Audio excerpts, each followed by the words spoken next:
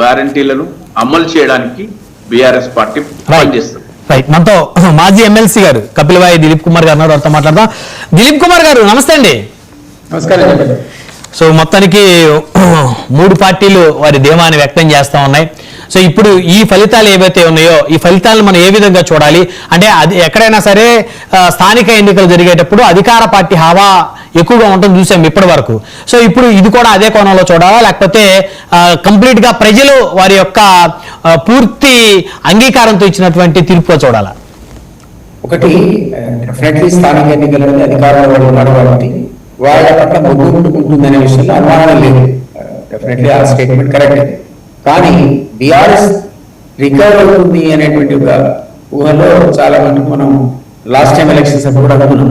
ఇది local body elections లో అంతకుముందు సర్పంచ్ ఎలక్షన్స్ లో కనపడదు ఆ ట్రెండ్. అది లేదు. ఈ పాపం కవిత గారు మరి వారికి వీరికి ఉన్న విభేదాలు తెలియదు కానీ కాస్త లేస్తున్నట్టు అనిపించినప్పుడల్లా కాస్త బకెట్ నీళ్ళు కొడతా ఉన్నారు. సో వాళ్ళు ఆశించిన స్థాయిలో లేచే పరిస్థితులు లేదు, పడుతున్నారు.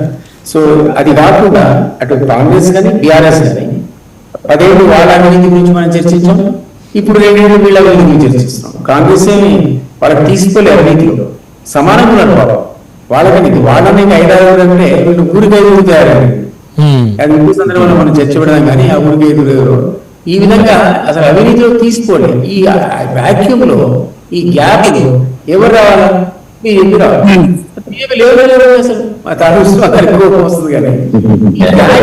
అసలు బీజేపీ ఆశ్చర్యకరంగా చాలా తక్కువ ఫలితాలతో రావడం ఆశ్చర్యం. పోనీ బీజేపీ ఇప్పుడు వాజ్పేయి లాగా ఎవరు పాపం ఆ కాలంలో జమానాలో ఉన్నటువంటి పద్ధతిలో ఉందా? లేదు కదా. జరిగిన బై ఎలక్షన్స్ లో వీళ్ళు కూడా పైసలు పంచింది. ఇక్కడ మనం అంతమంది ఇట్లా దాంట్లో కూడా ఊటుకు డబ్బులు ఇచ్చింది. నువ్వు 5 ఇస్తే నేను 3 ఇవ్వచ్చు, నువ్వు 4 ఇస్తే నేను 2 ఇవ్వచ్చు. కానీ వీటి కూడా తీసుకోలేదని మోడీ కాంబినేషన్ అమిత్ షా కాంబినేషన్ చూపించింది. సో దాని మాట డిఫరెంట్ రావు. దేవకం ఇది మన కేసీఆర్ అంటే చూడండి, ఫక్తు రాజకీయ పార్టీ, ఇది కూడా ఫక్తు రాజకీయ పార్టీ అయినప్పుడు ఆల్టర్నేట్ కింద ప్రజలు వెళ్ళాల్సిన సందర్భంలో ఎందుకు బీజేపీ లేస్తున్నది నేను వాళ్ళకు ఒక ఏమంటారు మా మిత్రుడే కదా, మిత్రుడుగా బీజేపీ పార్టీ కూడా మాకు అలయన్స్ ఉంది. నేను రాష్ట్రీయ ఎన్నికల అధ్యక్షుడిని. We are alliance party to BJP in Delhi. నేను బాధపడుతున్నాను. అరే ఇద్దరు దొంగలే అంటే ఐఎమ్ సారీ మిత్రులు ఏమనుకోవద్దు, అవినీతి గురించి మాట్లాడారు. అవి వాడు లీడర్ కానీ పర్సన్ గురించి అనట్లే, ఎస్టాబ్లిష్డ్ కరప్షన్ గురించి మాట్లాడతా. ఇట్లాంటి సందర్భంలో అసలు విజృంభించాల్సిన బీజేపీ మిత్రుడు లేకపోతే మనకు బాధ అనిపిస్తుంది కదా. సో ఈ రిజల్ట్స్ కూడా సేమ్ అట్లే ఉన్నాయి. మీరు అన్నట్టుగా లీడింగ్ లో కాంగ్రెస్ ఉంది, నెక్స్ట్ సీజన్ లో బీఆర్ఎస్ ఉంది, ఆ తర్వాత 150 స్థానాలతో బీజేపీ. ఇది కొంచెం ఇప్పుడు దిలీప్ గారు, ఇప్పుడు కార్పొరేషన్ చూస్తే 7 కార్పొరేషన్లో 5 కాంగ్రెస్ గెలిచాయి, 2 బీజేపీ, నిజామాబాద్ ఒకటి, కరీంనగర్ ఒకటి. సో కరీంనగర్ కి సంబంధించి బండి సంజయ్ గారు, నిజామాబాద్ సంబంధించి ధర్మపురి అరవింద్ గారు ఎంపీలుగా ఉన్నారు. ఇది వాళ్ళ క్రెడిట్ గా చూడాలా, వాళ్ళ విజయంగా చూడాలా, బీజేపీ విజయంగా చూడాలా? మీరు ఎలా చూస్తారు? వాళ్ళు డెఫినెట్లీ టాప్ లీడర్స్ కదా.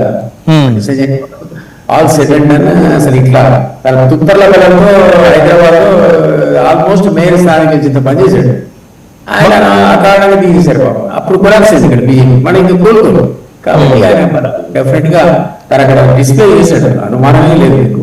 అదేవిధంగా అరవింద్ కూడా ఆయనకు ప్రత్యేక స్థానం ఉంది కాబట్టి ఈ లీడర్స్ కొంత ఇన్ఫ్లుయెన్స్ ఉంటుంది. మీరే అన్నారు కదా స్థానిక ఎన్నికల్లో స్థానిక బలం ఉంటుందా అంటే నిజంగా కూడా స్థానిక కూడా జెడ్పీటీసీ ఉన్న బలం కూడా, సర్పంచ్ ఉన్న బలం కూడా, ఎంపీటీసీ ఉన్న బలం కూడా, ఇప్పుడు ఉన్నటువంటి కార్పొరేషన్ నిలబడ్డ వ్యక్తుల యొక్క బలం కూడా కొంత ఇక్కడ ఉంటది. ఏది స్థానిక ఎన్నికలు అదే ఎమ్మెల్సీ ఎమ్మెల్యే ఎంపీలు ఉండదు. అది ఒక హవా, ఒక పార్టీకి వాళ్ళకి అసెస్మెంట్ మంచి చేశారా చెడు చేశారా వాళ్ళ యొక్క అవన్నీ అప్పుడు చర్చకు వస్తారు. ఎవరు ఏమైనా గెలుస్తారనేటువంటి పరిస్థితికి ఎమ్మెల్యే ఎంపీ ఈ స్థానాలు ఉంటుంది. ఇక్కడ అది కాదు, మీరు చూసుకునే పెట్టారా స్థానికంగా ఉన్నటువంటి అభ్యర్థులు. ఎందుకంటే వాళ్ళ కనుక పవర్ఫుల్ అయితే ఏ పార్టీ అయినా పక్క పెట్టి గెలిచేటువంటి పరిస్థితి కూడా ఉంటుంది ఒక సందర్భంలో. కాబట్టి ఈ ఫలితాలు మనం అనుకున్నట్టుగానే వచ్చాయి. నేను అంతకుముందు కూడా చెప్పాను, వీళ్ళకి 60, 65, వాళ్ళకి 30, 35 బీజేపీ గిట్టానికి నేనే వస్తాను. నేను 4-5 ఛానల్ డిబేట్లో చెప్పాను. అదే ఈ రోజు కనపడదు. ఈ ట్రెండ్ ఎందుకో మనకు ముందుగానే అర్థమైంది ఇలా జరగబోతుందని. కానీ మీ ఇంతమంది తాడు శ్రీనివాస్ గారు అన్నట్టు కానీ ఎవరన్నట్టు కానీ ఇది పేద క్రెడిట్ అనుకోని కాంగ్రెస్ పేద ఊరిపోయి రేపు రాబోయే రోజుల్లో మేమే మళ్ళీ సీఎం చెప్పాడు కదా, ఆయన అంటే ఎప్పుడు ఉంటాడు జమిలీ ఎన్నికలు వచ్చినాక పార్టీలు ఎక్కువ ఉంటాడు మీనందరికంటే. ఆ సీన్ అక్కడ లేదు. డెఫినెట్లీ ఎమ్మెల్యే ఎంపీ స్థానాలు ఎన్నికలు వచ్చేవరకల్లా ఇది పార్టీ పరమైనటువంటి ఒక ఎలక్షన్ వస్తుంది తప్ప ఒక వేవ్ లాగా తప్ప ఇండివిజువల్స్ కానీ లేదా ఈ లోకల్ బాడీ ఎలక్షన్స్ కానీ దాన్ని ఇన్ఫ్లుయెన్స్ చేయలేదు. అది ఇంకా టైం 2 years అప్పుడు మాడుకోవచ్చు. వన్ బై వన్ కంక్లూజన్ తీసుకుందాం. తాడూరు శ్రీనివాస్ గారు 1 word కంక్లూజన్ ప్లీజ్, ఏం చెప్తారు?